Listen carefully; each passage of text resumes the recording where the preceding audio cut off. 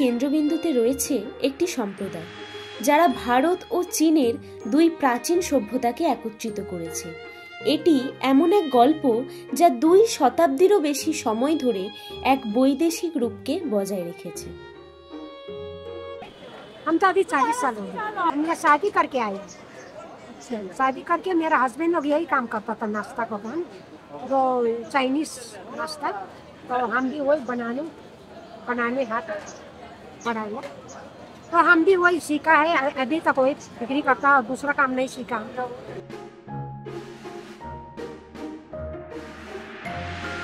বর্তমানের এই সেইভুই রেস্টুরেন্ট ছিল একসময় চীনা সম্প্রদায়ের এক অন্যতম ঘাঁটি।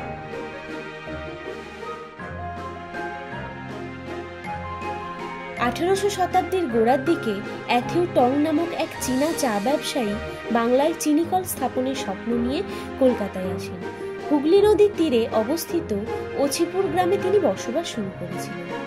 ব্যবসার উন্নতি সাধনের জন্য টং চীনা থেকে আরও যুবকদের আনা শুরু করলেন, আর এই সকল যুবকরা নিজেদের রাত্রিযাপন করার জন্য সেইভুইকে ডরমেটরি হিসেবে বেছে নিয়েছিল। কিন্তু খাদ্যাভ্যাসের বিভিন্ন অসুবিধার জন্য তারা চীন থেকে একে একে মহিলাদেরও আনা শুরু করেন। এইভাবেই শুরু হয় চীনা সম্প্রদায় এবং এর আধিপত্য আজও বহমান তিরেটি বাজার ও ট্যাংরা তথা চায়নাটাউনকে কেন্দ্র করে।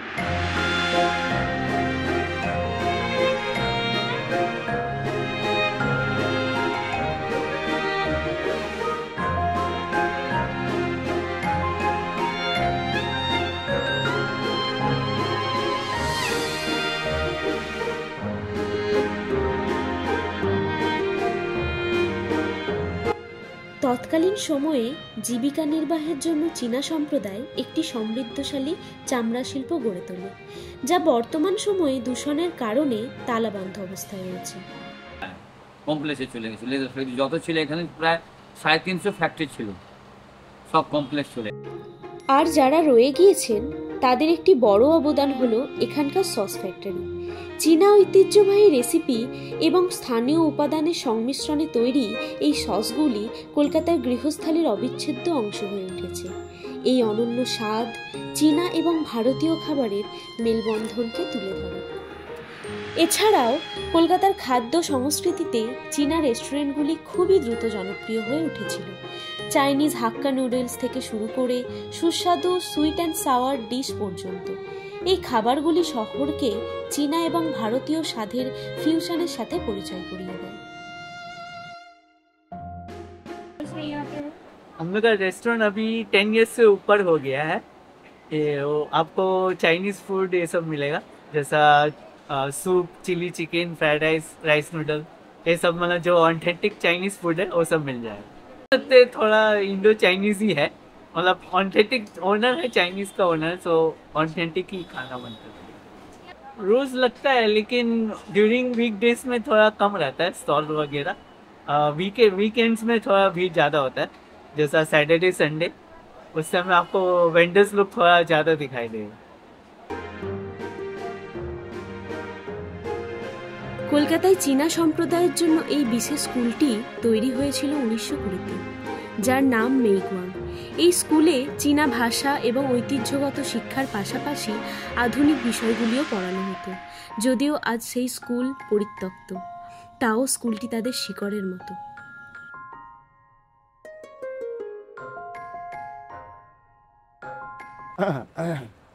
এই চীনারা আগে পড়তো, এখন বন্ধ, 12-13 বছর বন্ধ ধরে রয়েছে। এখন কেউ নেই দেখাশোনা করার লোক আছে, দেখছে চলছে বাসায়। তো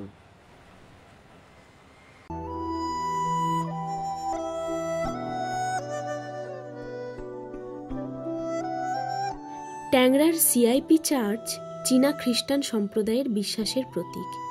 এটি কেবল উপাসনা স্থানই নয়, বরং একটি সংস্কৃতির নিদর্শনও, যেখানে চীনা ঐতিহ্যবাহী সম্প্রদায়ের সাথে খ্রিস্টান বিশ্বাসের মেলবন্ধন ঘটে।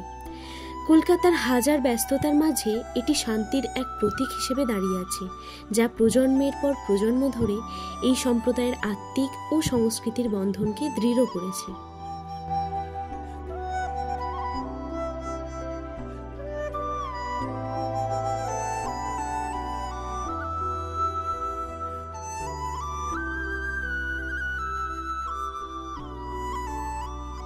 প্রতি বছর এখানকার রাস্তাগুলি চীনা নববর্ষের রঙিন উদযাপনে মেতে ওঠে। ড্রাগন, লণ্ঠন ও আতশবাজির আলোয় আকাশ ভরে যায়।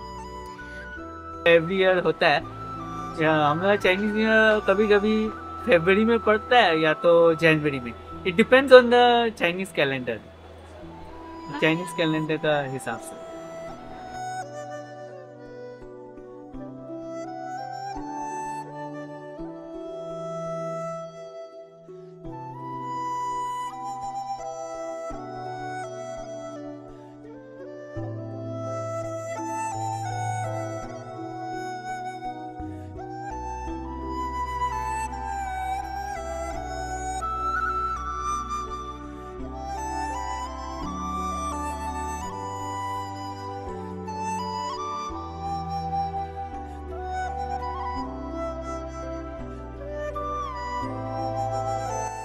কলকাতার চীনা কবরস্থানে এমন অনেকেই শায়িত রয়েছেন যারা এই শহরকে নিজের ঘর বলে মনে করতেন।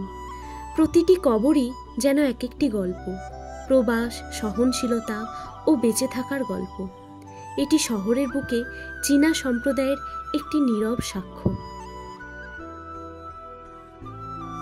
ট্যাংরা এলাকায় রয়েছে চীনা কালী মন্দির। কলকাতার চীনাপাড়ার এটি এক আলাদাই ঐতিহ্য। এখানে চীনা সংস্কার ও হিন্দু বিশ্বাস একত্রিত হয়েছে। এই মন্দিরটা আনুমানিক 70-80 বছর, আনুমানিক সঠিকটা জানা যায় না মন্দিরের বয়স কত। আর পরিপ্রেক্ষী বলতে গেলে বলতে হয় যে এক চাইনিজ ভদ্রলোক মায়ের কাছে মানসিক করেছিল যে তার ব্যবসা যদি দেশে বিদেশে ছড়িয়ে পড়ে তাহলে সে মায়ের মন্দির স্থাপন করে দেবে। ঘটনাচক্রে মায়ের আশীর্বাদে তার ব্যবসা দেশে বিদেশে ছড়িয়ে পড়ে এবং তিনি মায়ের মন্দির স্থাপন করে দেন। আর এই যে আপনারা দেখতে পাচ্ছেন এই অশ্বত্থ গাছটি, এইটি আগে থাকতেই ছিল। এই মন্দিরের এই গাছের নিচে শিবলিঙ্গ ছিল। তো একবার এক দম্পতি তার সন্তানকে নিয়ে অসুস্থ হয়ে পড়ায় এই মন্দির তলার মাটি তার সন্তানের কপালে লেপন করে দেয় এবং তার সন্তান ধীরে ধীরে সুস্থ হয়ে ওঠে। এই থেকেই এই মন্দিরটি এত জাগ্রত এবং মানুষের মধ্যে বিশ্বাস মা এখানে রয়েছেন এবং তিনি সকলের মঙ্গল করেন।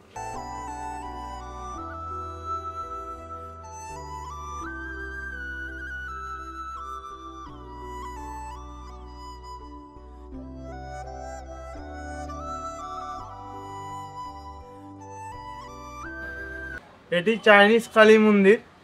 এর নামকরণের কারণ হচ্ছে এই মন্দিরটি চাইনিজদের দ্বারা প্রতিষ্ঠিত, তাই এই মন্দির চাইনিজ কালী মন্দির নামে খ্যাত। আর এই মন্দির সম্পর্কে মানুষের মধ্যে যে বিভ্রান্তি রয়েছে যে এই মন্দিরে ভোগ হিসাবে নাকি নুডলস ভোগ দেওয়া হয়, আদতেও সেই কথাটি সত্য নয়। এই মন্দিরে সমস্ত রকম হিন্দু আচার মেনে ফল, প্রসাদ, মিষ্টান্ন ইত্যাদি নৈবেদ্য হিসাবে মাকে নিবেদন করা হয়।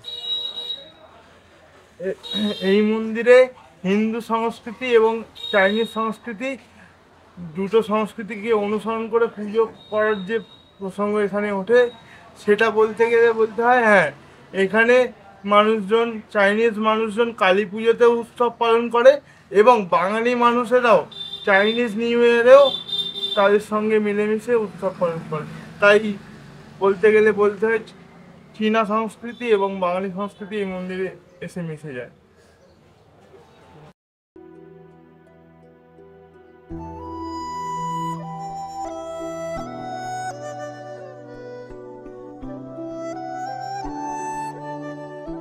কালের নিয়মে আজ ইন্দো চীনা সম্প্রদায়ের বেশিরভাগ মানুষই নিজেদের উন্নতর জীবনযাপনের জন্য অন্য দেশে চলে গেছে।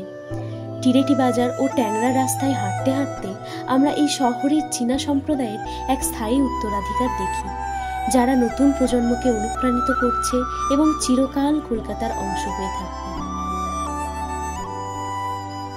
हाँ हाँ, अभी तो बहुत सारे चाइनीज फैमिली लोग सब चले गए, सेटल हो गया अब्रॉड में, मोस्टली कनाडा, यूएस, ऑस्ट्रेलिया, ये सब जगह।